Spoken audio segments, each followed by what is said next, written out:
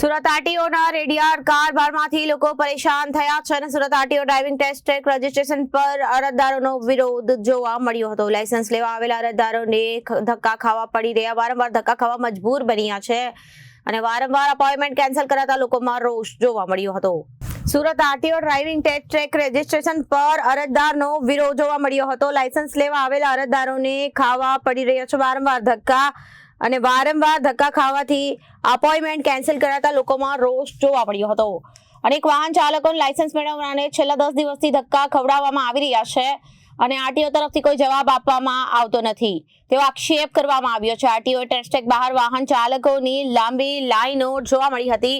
લાઈનમાં ઉભા રહ્યા બાદ નંબર આવતા અપોઇન્ટમેન્ટ કેન્સલ થઈ જાય અને નંબર આવે તો આરટીઓ ટેસ્ટ ટ્રેક પર કેમેરા બંધ થઈ જાય છે। આરટીઓ પર ટેકનોલોજીની સુવિધા જ બની અને દુવિધા કલાકો સુધી લાઈનમાં ઉભા રહેવા લોકો મજબૂર બન્યા છે। સર્વર ડાઉન થતા હોવાની લોકોની ફરિયાદના આધારે વરસાદને કારણે ડ્રાઇવિંગ ટેસ્ટ ટ્રેક પર પાણી ભરાઈ જતા અચાનક બંધ કરી દેવામાં આવ્યો હતો। આરટીઓ દ્વારા સ્માર્ટ ટેકનોલોજીનો ઉપયોગ કરાતો હોવાની માત્ર વાતો જ કરવામાં આવી રહી છે તેવો આક્ષેપો લોકો દ્વારા લગાવવામાં આવ્યા હતા। જંકૃતિ ઉપાધ્યાય છે મારું નામ અને હું અહીંયા પાલ આરટીઓમાં 4 વ્હીલરની એક્ઝામ આપવા આવી છું। અમે રોજ 5-6 દિવસથી આવીએ છીએ અને રોજ સવારે 10 વાગે આવી જવાનું, 5 વાગ્યા સુધી ઊભા રહેવાનું, પાછું ઘરે જવાનું। એવું લાગે છે કે પાલ આરટીઓમાં અમે નોકરી કરીએ છીએ। એટલે હવે આ લોકો શું આન્સર આપે છે, અત્યારે શું કરવું છે એ કંઈ આન્સર આપતા નથી કોઈ આ લોકો આપણને।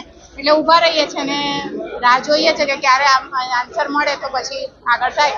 રોજ જોબ છોડીને આવવાનું, રોજ ઘરનું કામ છોડીને આવવાનું, બધું હેક્ટિક થઈ જાય છે। કેટલી હાલાકી પડે છે ખાસ અહીંયા ઊભા રહેવા। તમે જ સાહેબ વિચારો ને કે સવારે 10 વાગ્યાથી સાંજે 5 વાગ્યા સુધી તમે લાઈન જોવો છો એવી જ હોય છે। લોકો 5-5, 7-7 કલાક ઊભા રહે છે તો આપણે મંદિરમાં દર્શન કરવા આટલું તો નથી ઊભા રહેતા। મારું નામ જીલ વિજયભાઈ કોણિયા છે। અહીંયા હું લાયસન્સ માટે અહીંયા આવ્યો છું। 23 તારીખની મારી ડેટ હતી। અત્યારે રોજને રોજ સવારે આવું છું બરાબર, અને 4-5 કલાક અહીંયા રહું છું બરાબર। પછી એક જ રિસ્પોન્સ મળે કે સર્વર ડાઉન છે। કોઈક વાર 3-4 ગાડી ચાલે પછી ગેટ બંધ કરી દે કે સર્વર ડાઉન થઈ ગયું, કેમેરા બંધ છે, એવી રીતના બધું અમને કહે। હા, હું 12th કરું। એટલા દિવસથી આવો છો તો ભણવાનું કઈ રીતે છે? હા, ભણવાનું તો કેવી રીતના એક છે, અહીંયા આવીએ બરાબર, લાયસન્સ જોઈ છે બરાબર, એટલે પછી આમાં એવું થાય કે 3-4 કલાક અહીંયા અમે રહીએ, પછી ઘરે જઈને કરીએ છીએ। Reporter Arvind Rathod, Janadesh news, Surat.